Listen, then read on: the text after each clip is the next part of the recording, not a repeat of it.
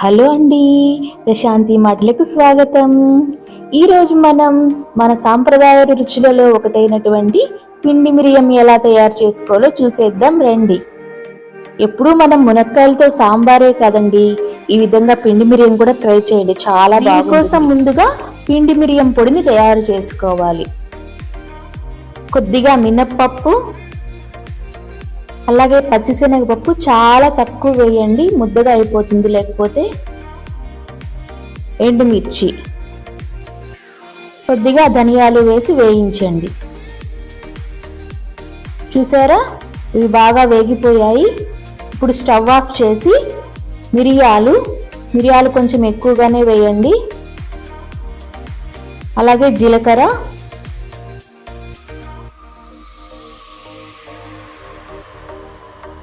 కొద్దిగా బియ్యం గింజలు ఇవి వేసి 2-3 సార్లు అలాగ వేయించండి. ఆ వేడికి వేగిపోతాయి. ముందుగా కనుక వేస్తే ఇవి మాడిపోయే ఛాన్స్ ఉంటుంది, కాబట్టి స్టవ్ ఆఫ్ చేసి వేయండి. తర్వాత ఈ మునక్కాయల్ని ఉడకబెట్టేసుకుందాము. మధ్యలోకి సరిపడా నీళ్లు పోసి ఇవి ఉడికించండి. ఈలోగా మనము పౌడర్ రెడీ చేసుకుందాము. దానిలో ఇంతకుముందు వేయించుకున్నవి వేసేయండి. వాటితో పాటుగా అలాగే ఎండు కొబ్బరి వేసి మెత్తగా పౌడర్ చేయండి. చూసారా, పౌడర్ రెడీ అయిపోయింది. ఇప్పుడు ఇందులో కొద్దిగా నీళ్లు పోసి ఉండలు లేకుండా పేస్ట్ లాగా తయారు చేయండి. చూసారా, మునక్కాయలు 50% ఉడికిపోయాయి. ఇప్పుడు మనం రెడీ చేసి పెట్టుకున్నటువంటి పిండిని ఇందులో పోసేయండి.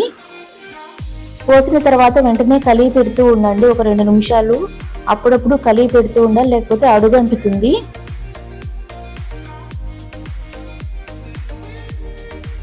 ఇప్పుడు ఇందులో కొద్దిగా చింతపండు రసం,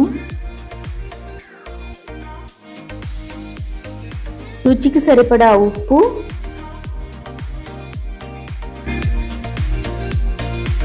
పసుపు, అలాగే ఇంగువ పొడి, కొద్దిగా కరివేపాకు వేసి కలిపెట్టండి.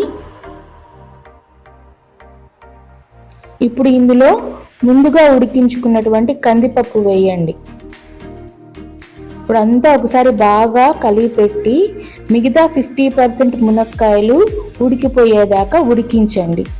మీరు ఈ మునక్కాయల ప్లేస్లో చామగడ్డ, ఉర్లగడ్డ, అరటికాయ, పొట్లకాయ, చిక్కుడుకాయ, సొరకాయతో కూడా చేసుకోవచ్చండి. ప్రాసెస్ అంతా ఇంతే, బద్దలు మాత్రం మారుతూ ఉంటాయి. అన్నీ కూడా చాలా బాగుంటాయండి. ఒక్కొక్కటి ఒక్కొక్క టేస్ట్ ఉంటుంది. అన్నీ ట్రై చేయండి. ఇప్పుడైతే పిండి మిరియం రెడీ అయిపోయింది. ఆవాలు, జీలకర్ర, ఎండుమిర్చి, కరివేపాకుతో తిరగమాత వేసేసుకోండి. ఇది కొంచెం పల్చగా ఉన్నప్పుడే స్టవ్ ఆఫ్ చేసేయండి. ఇది చల్లారే కొద్దీ చిక్కబడుతూ ఉంటుంది. అంతే అండి, ఎంతో రుచిగా ఉండే మునక్కాయ పిండి మిరియం రెడీ అయిపోయింది.